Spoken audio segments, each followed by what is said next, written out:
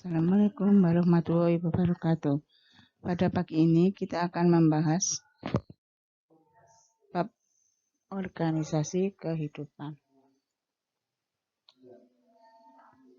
di mana pada semester ini terutama pada semester ganjil.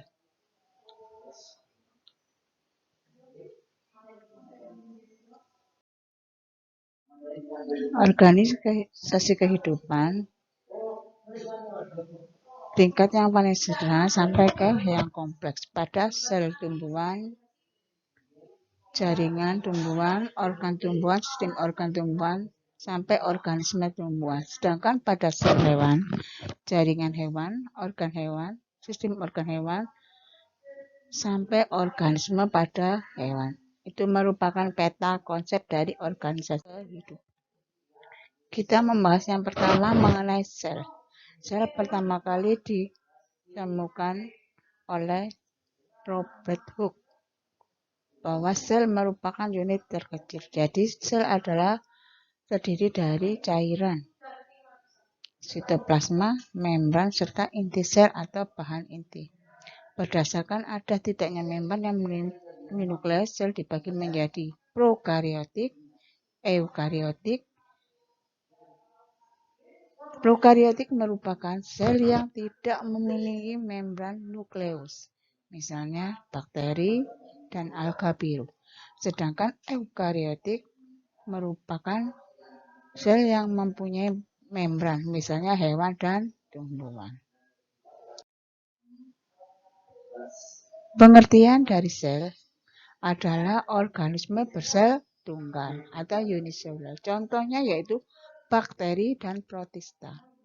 Seluruh kegiatan hidup dilakukan sel itu sendiri. Gambar dari sel hewan dan tumbuhan. Organisme bersel banyak atau multiseluler, misalnya manusia dan tumbuhan. Secara umum, sel tersusun dari membran dan protoplasma. Itu merupakan struktur dari sel. Organel merupakan bagian sel yang berfungsi khusus. Sel tumbuhan. Ini merupakan sel tumbuhan yang mempunyai dinding sel, maka bentuknya lebih kokoh. Sedangkan sel hewan tidak mempunyai dinding sel. Bagian-bagian dari sel hewan sama dengan sel tumbuhan. Ada beberapa yang membedakan. Paling utamanya adalah mempunyai dinding sel. Struktur sel, membran sel. Yang pertama, membran sel tersusun atas fosfor, lemak, karbohidrat, dan juga protein. Membran sel berfungsi sebagai pelindung atau pengatur lalu lintas zat yang keluar masuk sel. Membran sel bersifat semi-permeable, artinya membran sel hanya dapat diambil oleh zat tertentu saja. Sedangkan yang kedua adalah sitoplasma. Sitoplasma merupakan cairan sel yang mengandung berbagai macam zat, antara lain protein, lemak, karbohidrat, zat-zat anorganik, enzim, vitamin, dan juga hormon. Fungsi sebagai tempat berlangsungnya reaksi metabolisme, karena organ sel terdapat di sitoplasma. Sedangkan yang ketiga adalah nukleus. Nukleus tersusun atas membran, cairan inti. Nukleus merupakan inti dari seluruh kegiatan sel. Terdiri dari kromosom dan anak inti atau nukleus. Cairan inti tersusun atas air, protein, dan juga mineral. Kromosom merupakan pembawa sifat menurun yang tersusun atas benang-benang kromatin. Sedangkan nukleus berperan dalam pembuatan komponen ribosom. Sedangkan yang ketiga mitokondria. Mitokondria adalah organel bermembran yang berfungsi sebagai tempat penghasil energi.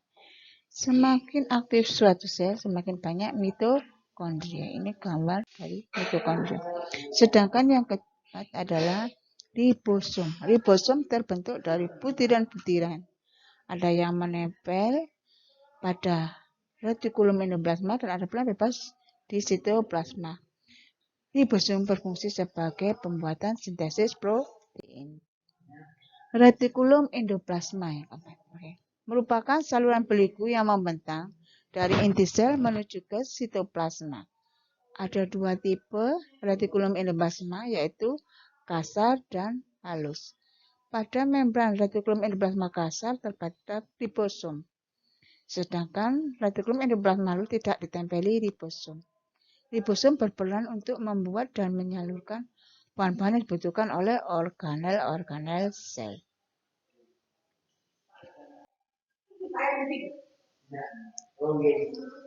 Selanjutnya adalah badan Golgi. Badan Golgi bentuk seperti kumpulan kantong yang bertumpuk-tumpuk. Badan Golgi berperan untuk memodifikasi bahan-bahan yang dihasilkan oleh retikulum endoplasma dan menyalurkannya ke organel-organel yang membutuhkan. Sedangkan yang terakhir bagian sel yaitu lisosom, merupakan organel berbentuk kantong yang berisi enzim pencernaan.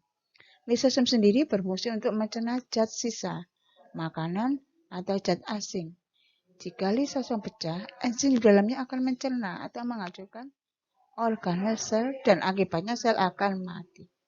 Lisosom hanya terdapat pada sel hewan.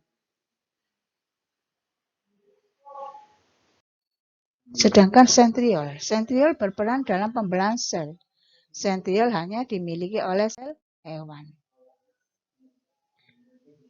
Selanjutnya adalah bagian vakuola. Berarti ruang sel. Pada tumbuhan yang sudah tua, vakuola berukuran besar dan berisi cadangan makanan. Sedangkan pada sel hewan, vakuola berukuran kecil.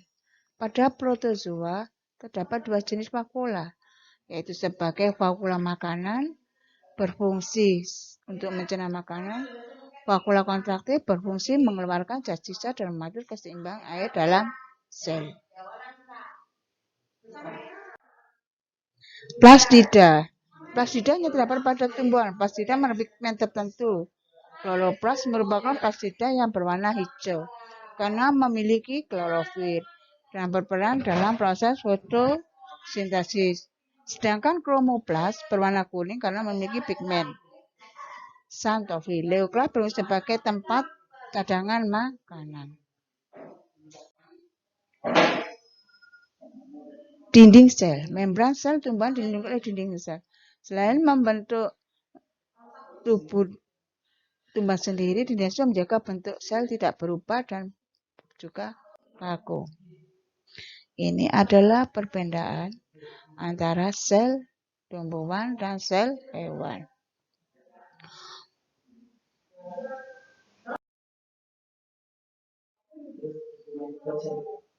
Udah, terima kasih.